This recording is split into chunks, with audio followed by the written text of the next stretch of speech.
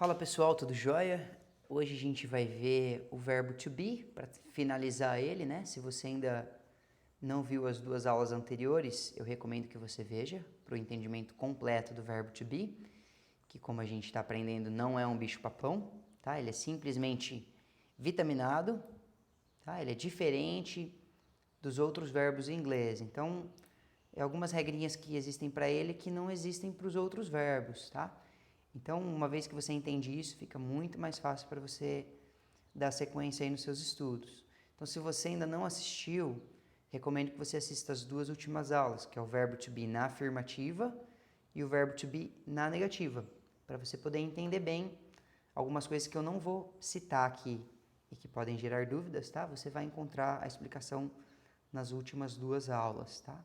Estou fazendo isso porque a ideia é que as aulas sejam curtas, no máximo uns 10 minutos, então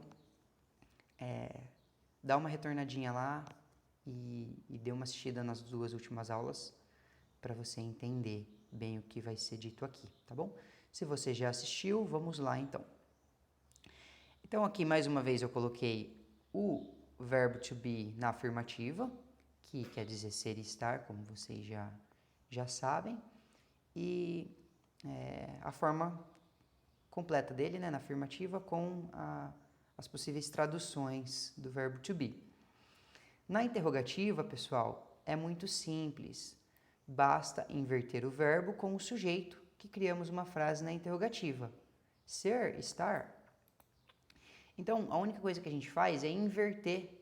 O verbo to be vem antes e o sujeito ou o pronome vem em seguida. Tá bom? Então, essa é a inversão que a gente não tem no português, né? No português, a pergunta é igual à afirmação. A gente só muda a entonação. Exemplo, eu sou professor de inglês. Ou vamos colocar, você é professor de inglês. Aí eu quero perguntar, você é professor de inglês? É a mesma frase, eu só mudo a entonação. No inglês, existe essa regrinha que a gente inverte a ordem do verbo to be com o sujeito ou com o pronome, tá?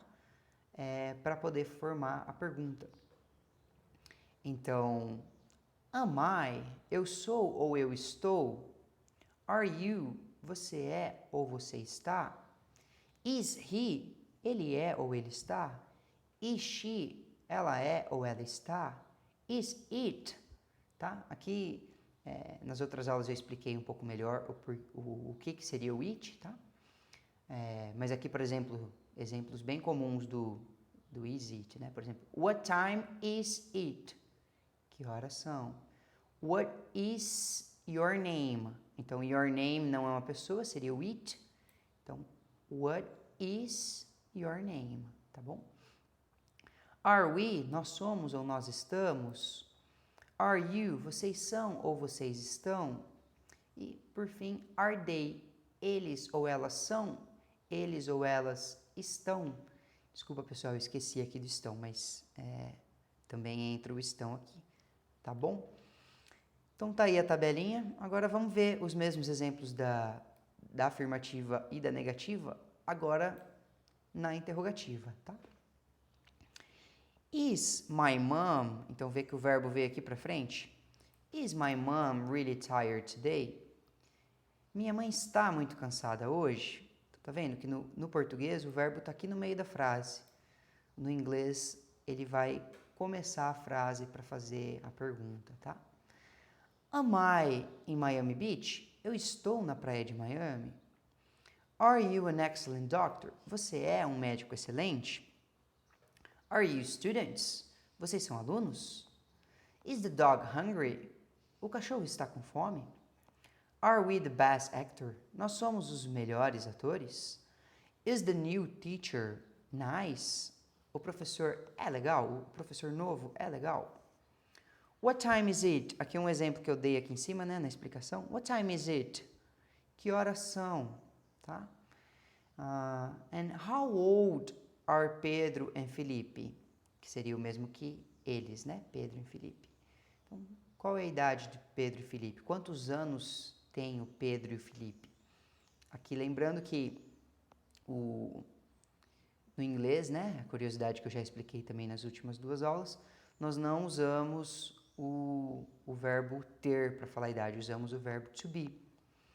Então, para perguntar a idade em inglês, a gente não pergunta quantos anos você tem, traduzido literalmente, né? A gente pergunta how old are you, tá? Ou how old, o verbo to be e o sujeito, né? Então, por exemplo, how old is she? Qual a idade dela? How old are they? Qual a idade deles? Né? How old are you? Quantos anos você tem? Qual é a sua idade? Tá bom? Então, aqui, a estrutura do verbo to be na interrogativa é essa aqui. A gente pode ter o que a gente chama de WH ou WH words, que a gente vai aprender, tá bom? Não fiquem preocupados, mas que é, por exemplo, what, de what time, tá vendo que começa com WH? Tem o where, que seria onde, tem o when, que é quando, tá? Então, pode ter uma palavra dessas, mas não é sempre necessário. O verbo to be, que aí a maioria dos exemplos não tem essa palavra WH, começa direto com o verbo to be, tá? Mas se tiver a palavra WH, ela vem antes e depois vem o verbo to be. Por fim, o sujeito, tá? Ou o pronome, e depois o complemento. E aí, claro, né, o question mark, que seria o ponto de interrogação. Tá legal, pessoal? Então, tá aí explicadinho o verbo to be, espero que vocês tenham realmente aprendido.